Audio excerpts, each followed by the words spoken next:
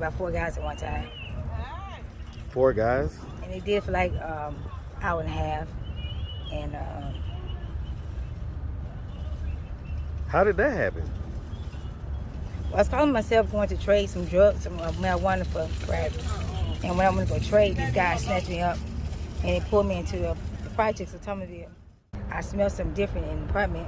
So when I went in the bathroom, I noticed that he was sitting down. He was like high, and he had these little blue sacks on the sink.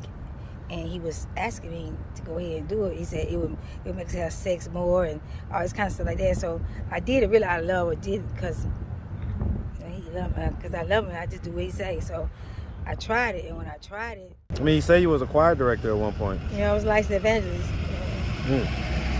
motivational speaker. I've tutored people. I've counseled marriages and certain different ones. Even ones I hear, even people I've spoke to out in the streets, they gave up the drugs. I spoke to the drug dealers, they gave up selling dope. It's just amazing how God even used me in the midst of this. But I talk to a lot of people that give a lot out here. So why do you think you can't do that for yourself? What's up, YouTube? Hit the like button, share the video. Now back to the content. What's up, YouTube? Atlanta Street Interviews out here with another one. So we got a young lady with us today. How you doing today, miss? I'm fine. How you doing? I'm doing good. So pull that hat. Let me see that. Yeah, there you go. All right, cool. All right, so are you homeless? No. No? Okay, what's your situation? Just hurt. Hurt? Mental abuse, You say mental abuse? Yes. And physical abuse? Okay, who hurt you? My ex-husbands. Your ex-husbands? You say husbands with an S? Like plural? I was married Okay. twice. Okay, and so, I mean, what are you doing out here on, on Kendall Road? We're trying to make a little money to take care of myself. Okay, so just working? Yeah. I get it. All right, and so as far as it goes, how old are you? I'm 51. 51? You look great for 51. Thanks. Absolutely. Thanks. All right, and so, I mean, how long have you been, kind of working this way, Well, since I was 25, off and on. Yes. Off and on? So as far as off and on, so like this latest time that you've been on, how long has it been? This latest time right here? Yeah. About 1 year. About 1 year? And so what was it that happened a year ago that caused you to have to come back out here? Well, my sister was going through counseling, and I lost her this year. I'm sorry to hear about that. My condolences for sure. Man, that cancer is something else, man. She had colon cancer, and I watched her transition over. I held her hand till she passed away. That was my baby sister. I was about to say older. So how much older were you than her? 2 years. Ooh, so y'all were close. Yeah, it was my baby doll partner. We took baths together, and rode bicycles together, we slept together. Everything. We school together, yeah. Okay. We dressed alike, yeah. I get it. Man, I'm sorry to hear about that. And so why did that cause you to have to come back out here on the streets? I don't want to feel the pain. Don't want to feel the pain. So sometimes I use this to medicate my pain. And so when you say use this, are you talking about Drugs. Okay, so are we talking about crack? I use crack cocaine. That's it, and to medicate my hurt. Cause it's hard to deal with it. Okay. Because if I wasn't on it, I know that I'll probably lose it. But it kind of sustained me when I smoke. Kind of helped me get over it a little bit. But time heals. Okay. All right.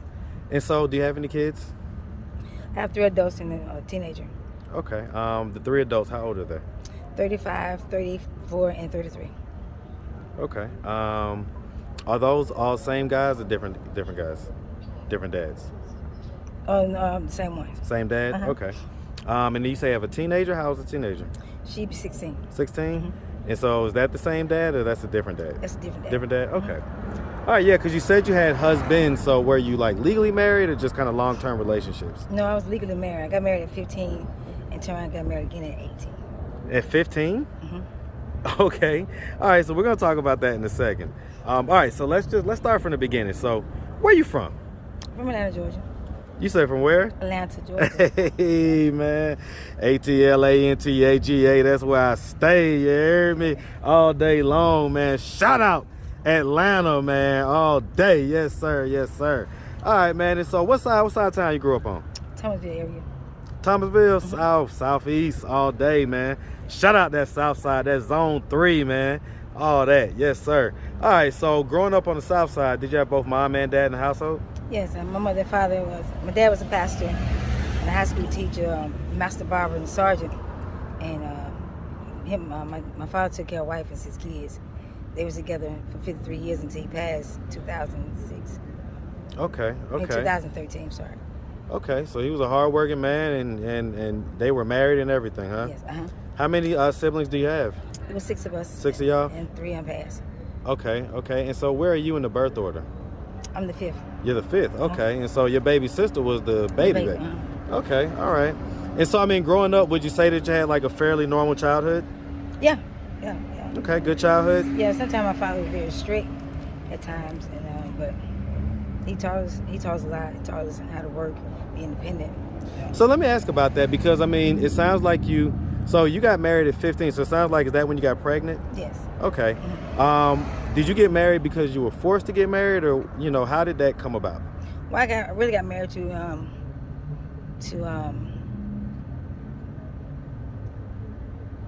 I didn't want my daddy's reputation to be. I got married to cover up my daddy's reputation. Right. Because I mean, back then, it's kind of right. Okay, and so let me ask about that. You said that growing up, sometimes he would be strict. Mm-hmm. Do you think that strict upbringing kind of played a part in you, maybe once you got to a certain age, kind of doing things and stuff like that? Yeah. By him being strict, it caused me to jump out the windows and meet different guys because I wasn't allowed to.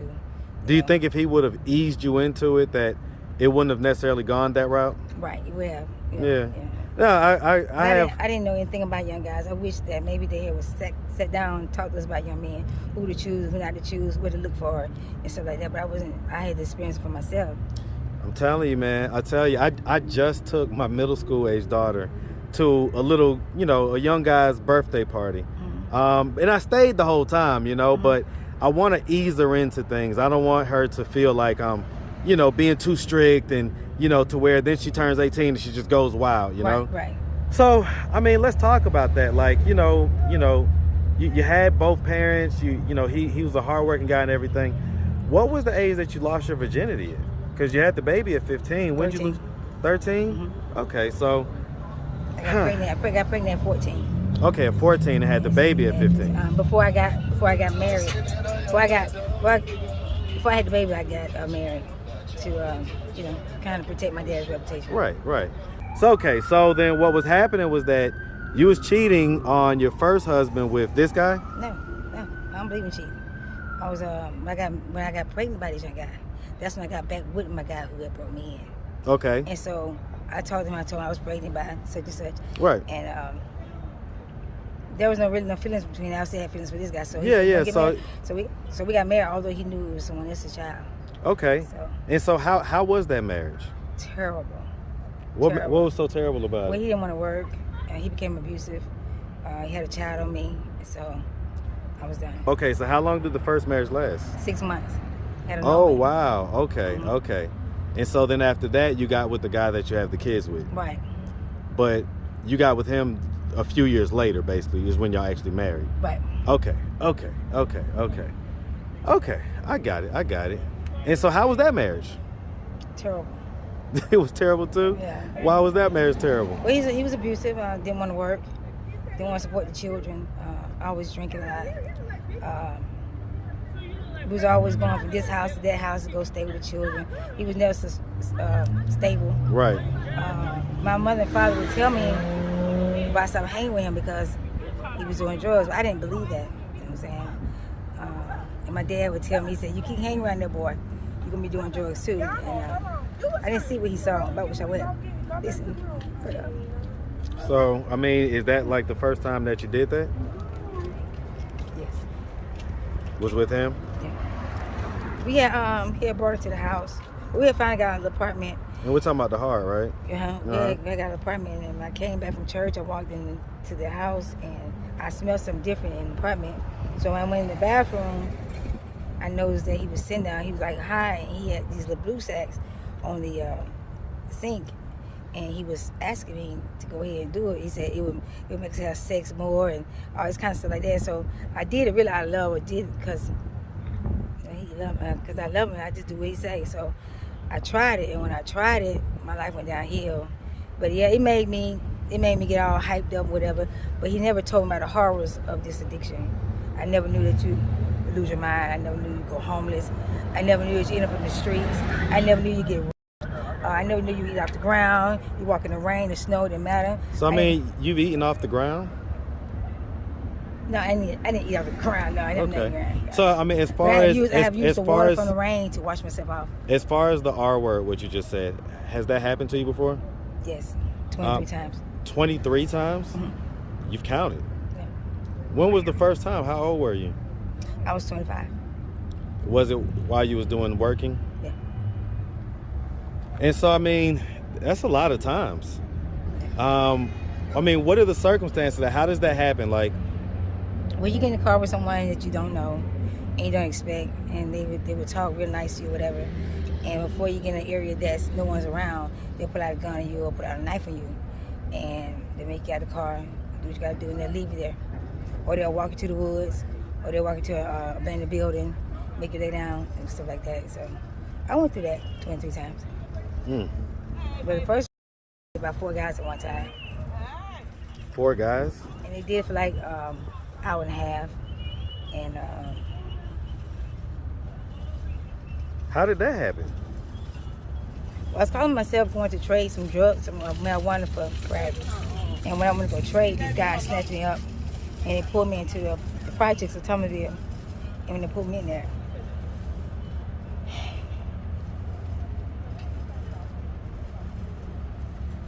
they repeatedly from room to room. You say from when to when? From room to room. From room to room? Yeah. And so they said they was gonna kill me when they get finished. But in the process of me doing what I had to do, I was interceding for myself. And I was asking God, send somebody in to help me. I don't want to die like this. And then all of a sudden, a guy came in this empty project, walking up the steps, and he just busted the door. And when he saw me, it just so happened that he knew who I was. This is someone I grew up with, and someone that used to eat out from our table when he was little, because he didn't have much from his home. My mom and dad would feed him, but he busted the door, and he went crazy trying to fight him off, whatever. And they ran down the stairs. And I was real little. I had lost a lot of weight. I was down like 90 pounds because I first started doing drugs. And he picked me up, and he carried me to his car and took me home.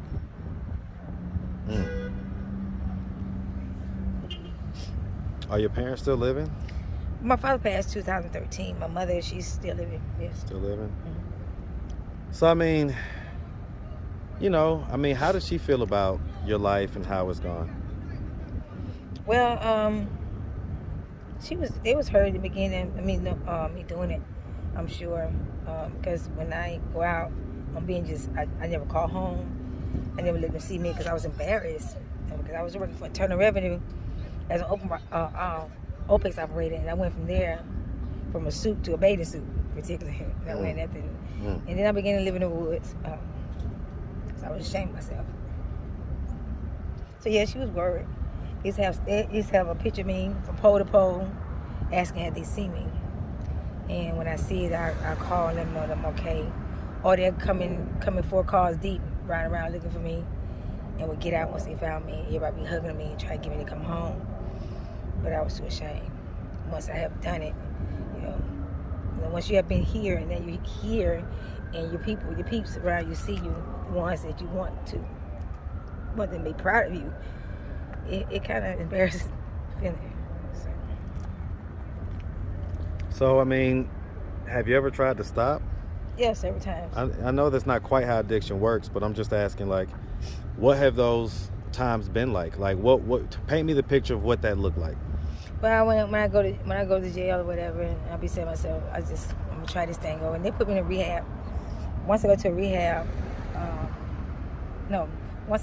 they had a rehab inside the jail that I was in, and they would teach us about addiction and a lot of different other stuff. They taught us that I did not know, and so they transitioned up to Mirror Hall Freedom House. And I would go there, and I ended up being a choir director, all kinds of other things that I would be. And I had to watch for my triggers. And a beautiful day is a trigger, you know. This is the time I make money. Having certain clothes I wear could be a trigger. You know, certain music that you listen to could be a trigger. And so those little things kind of gathered within my mind. And then when I got my apartment, get some guys try to holler at me, showing money to me, and then there I go following them. And so I said, fuck it. So excuse my expression. That's okay. And so I would get in the car with them, back on again. Just like that. Just like that. So, I mean, you know, being in your addiction, you know, at your lowest times, like what are the lowest amounts that you would be charging out here? The lowest amount that people would probably charge out here is, when you down to losing weight, raggedy clothes, barefooted, the lower you look, the lower they offer you. So what's the lowest? The lowest people have offered me was $5. And that's for everything. So I mean, as far as it goes, right? I mean, we're out here, you know, I just kind of, like I said, I just pull up on folks randomly, man. And so, you know, what are your plans? Like, are you content living like this? Like, is this like you're good with this or whatever? Or do you, you know, want to live differently? I absolutely want to live differently. I don't like being out here, but it drives me out here. Hold on. Okay, I'm sorry. Go ahead. It drives me out here, and anybody that's normal don't live a normal life, you know. But this craving, that monkey become a gorilla, and once that heaviness become a gorilla, it's hard for you to maintain. So you have to do what you got to do to get this monkey off your back. It could be your hurt, it could be resentment, it could be what mama did, what daddy should have done. I mean, it could be a lot of stuff from the residue of the past that causes you to go here because you don't want to deal with it. So you want to face it. So I mean, what is it that you have? What's the real pain on the inside that you haven't spoken about or that you haven't talked about, that you're running away from?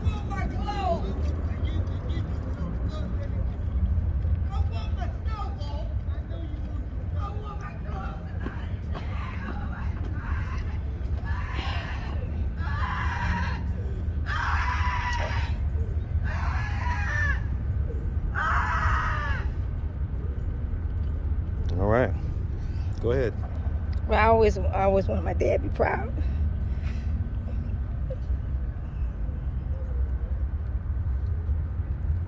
I always wanted my dad to be proud of me, and I always wanted to hear it, but I never heard it. You never heard him say that he was proud of you? Why do you think you never heard that? Because no one ever told him. Did he know that you felt that way? No.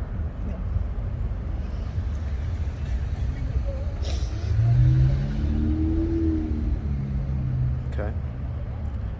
Well, I mean, so at this point, what, if anything, are we doing to try to get ourselves out of this position in life? Yeah, scream your way out. Gotta praise your way out. Gotta praise your way out. I mean, you say you was a choir director at one point. You know, I was a licensed evangelist, motivational speaker. I've tutored people. I've counseled marriages and certain different ones. Even ones I hear. Even people I've spoke to out in the streets, they gave up the drugs. I spoke to the drug dealers, they gave up selling dope. It's just amazing how God even used me in the midst of this. But I talk to a lot of people that give a lot out here. So why do you think you can't do that for yourself? I guess because I put them first. So let me ask, who does your 16-year-old live with? She's with my sister and my mom. Sister and mom? So I mean, if they were to happen to come across this video on YouTube, what do you think their thoughts and their reactions would be? Probably crying. Do they know that you're out here? Yes. Yeah? Okay. All right, miss. Well, listen, we really appreciate you taking the time answering all of our questions. Sure. If anybody out there wanted to reach out, help, or donate, do you have a way they could do that? Do you have social media, Cash App, anything like that? No. No? Okay. All right, miss. Well, like I say, we definitely appreciate you, and we definitely wish you nothing but the best out here, okay? All right, thank you. Make sure you have a good one, sweetie. You too. All right. Happy New Year. Happy New Year, you too, baby.